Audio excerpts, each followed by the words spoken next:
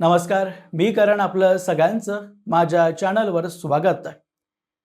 मित्रांनो, मागच्या 3-4 दिवसांपासून रोहित पवारांनी कर्जमाफीच्या नावावर पंढरपुरात जे आंदोलन चालवलं होतं ते अखेर 14 जूनला गिरीश महाजन यांच्या मध्यस्थीनंतर त्यांनी संपुष्टात आणलं. आणि जाताना सरकारला त्यांनी खडसावलं सुद्धा की जोपर्यंत आमच्या मागण्या प्रत्यक्षात मान्य केल्या जात नाहीत तोपर्यंत आम्ही सरकारला शांत बसू देणार नाही.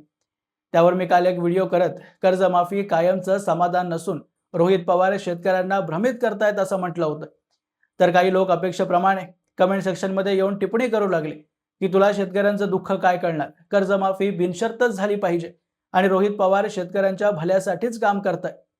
पण त्या लोकांना हे माहितीच नाहीये की दरवर्षी जितके शेतकरी आत्महत्या करतात त्यात रोहित पवारांचाही मोठा हातभार आहे. आणि केवळ रोहित पवारांचाच नाही तर संपूर्ण पवार कुटुंबाचं मोठं योगदान आहे. आता मी पवार कुटुंबाचं नाव का घेतोय यामागचं कारण समजून घेण्यासाठी मागच्या 2 दशकांमध्ये शेतकऱ्यांची परिस्थिती सुधारवण्याच्या नावावर सरकारांनी नेमकं काय काम केलं हे आधी समजून घेणं आवश्यक आहे. ज्यातून तुम्हाला हे सुद्धा कळेल की मी कर्जमाफीला शेतकऱ्यांना फसवण्यासाठी तयार केलेलं जाळं का म्हणतोय. त्यासाठी सर्वात आधी आपल्याला महाराष्ट्रासारखीच परिस्थिती असलेल्या एका राज्याचं चित्र आपल्या समोर आणावं लागेल. जसं उदाहरणार्थ मध्य प्रदेश. महाराष्ट्रासारखीच काळी माती, शेतीसाठी पावसाच्या पाण्यावर अवलंबून आणि राज्याचा एक मोठा भाग दुष्काळी. जसं मध्य प्रदेशसाठी तो त्यांचा उत्तरी भाग आहे. दोन्ही राज्यांमधल्या शेतकऱ्यांच्या समस्या जवळजवळ सारख्याच आहेत, पण त्या समस्यांना सोडवण्यासाठी जे उपाय दोघांनी उपयोगात आणले ते एकमेकांपासून अगदी वेगळे आहेत. महाराष्ट्रात काँग्रेस सरकारने प्रामुख्याने कर्जमाफीचा उपाय समोर आणला, ज्याने तात्पुरता का होईना शेतकऱ्यांना आराम मिळावा आणि दूरगामी योजना राबवून वेळ वाया न घालवता पैसे वाटले की त्याचा निवडणुकीतही आपल्याला फायदा होईल हे सुद्धा त्यामागचं एक मोठं उद्दिष्ट होतं. पण मध्य प्रदेश सरकारने म्हणजे 2005 पासून 19 पर्यंत व त्यानंतर परत 2020 ते 23 पर्यंत पृथ्वीराज चव्हाण मुख्यमंत्रीच्या रूपात जी भाजपची सरकार चालवत होते तिने 16 वर्षात एकदाही कर्जमाफी केलेली नाहीये. फक्त अल्प काळासाठी कमलनाथ यांच्या नेतृत्वात काँग्रेसची 2019ला जी सरकार आली तिने कर्जमाफीची घोषणा केली होती, पण 2.5 वर्षांतर त्यांची सरकार पडताच ती योजनाही मातीत मिळाली. पण या 2 दशकात मध्य प्रदेशने भाजपची सरकार असताना कर्जमाफीशिवाय जे दूरगामी उपाय जमिनी स्तरावर प्रत्यक्षात आणले त्याच्या जोरावरच मागच्या 2 दशकात 7 वेळा अन्नधान्य उत्पादनातील उत्कृष्ट कामगिरीबद्दल मध्य प्रदेशने केंद्रीय कृषी कर्मण पुरस्कार जिंकलाय. आता हे ऐकल्यावर तुम्हालाही प्रश्न पडणं साहजिक आहे की दोन्ही राज्यांची परिस्थिती सारखी असताना कर्जमाफी न करता शेती क्षेत्रात मध्य प्रदेश इतका पुढे गेला कसा. आणि त्यासाठी सध्याचे केंद्रीय कृषी मंत्री पृथ्वीराज चव्हाण यांनी मुख्यमंत्री असताना अशी कोणती उपाययोजना राबवली. आता उपाययोजना म्हणजे त्याने काही परदेशातून तांत्रिक मशीन्स मोठमोठे अभ्यासू नाही आणले, तर शेतीसाठी लागणारं बेसिक पाया मजबूत केला, जे महाराष्ट्राला अजूनही जमलं नाहीये. दोन्ही राज्यातली शेती पावसाच्या पाण्यावर अवलंबून आहे, त्यामुळे अशा परिस्थितीत शेतकऱ्यांसाठी जमिनीखालचं पाणी फार महत्त्वाचं ठरतं आणि इथेच मध्य प्रदेश सरकारने बाजी मारली.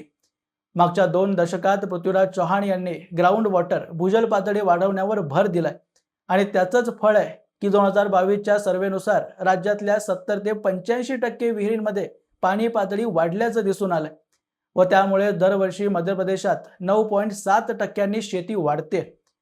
ज्यामुळे NCRBचा डेटाही आपल्याला सांगतो की 2024ला मध्य प्रदेशात फक्त 834 शेतकऱ्यांनी आत्महत्या केली.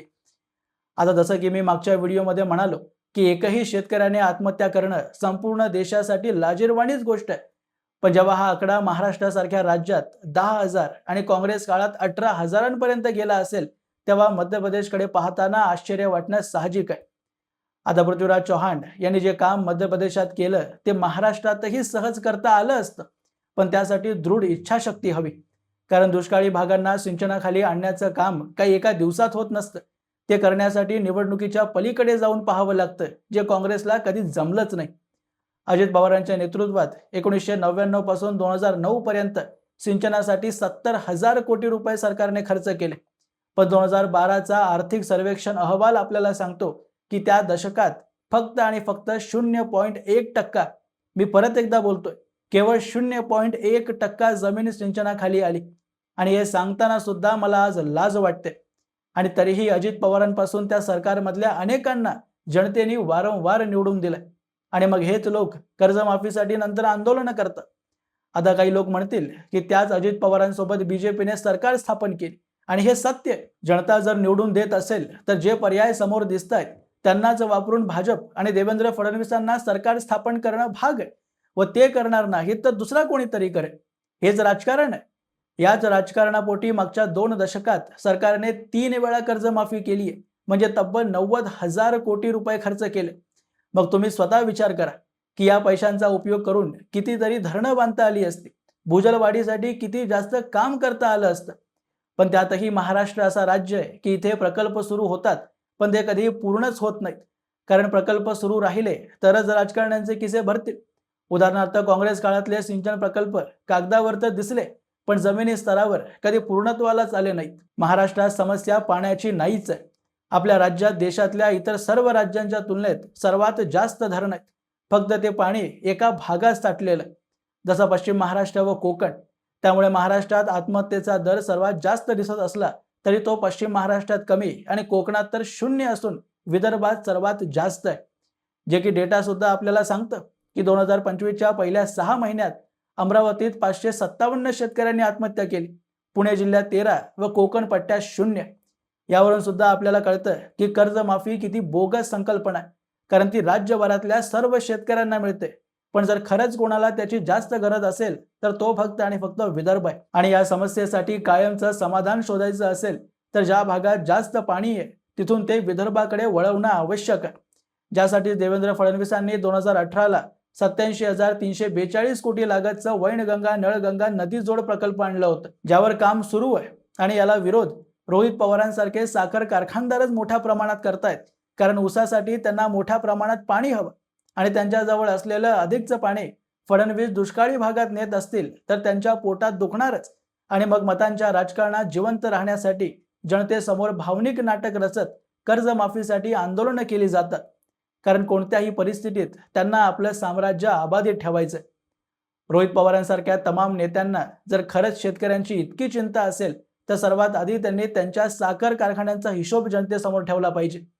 जवळपास 40 ते 50 वर्ष त्यांचे तथाकथित जाणता नेते शरद पवार सत्तेत असताना त्यांनी भूजल पातळी वाढवण्यात नक्की काय योगदान दिलंय हे सुद्धा सांगितलं पाहिजे. व सांगता येत नसेल तर मग शेतकऱ्यांच्या आत्महत्येसाठी पवार कुटुंबाला जबाबदार मानावंच लागेल. असोत, याबद्दलची तुमची मतं तुम्ही मला कमेंट बॉक्समध्ये अवश्य लिहून कळवू शकता. आणि असेच माहितीपूर्ण व्हिडिओज पाहण्यासाठी माझ्या चॅनलला सबस्क्राईब जरूर करा आणि स्क्रीनवर दिलेल्या नंबरवर योगदान करून या चॅनलला मोठं करण्यासाठी मदत करा. भेटूया पुढच्या व्हिडिओमध्ये. तोपर्यंत जय हिंद, जय महाराष्ट्र.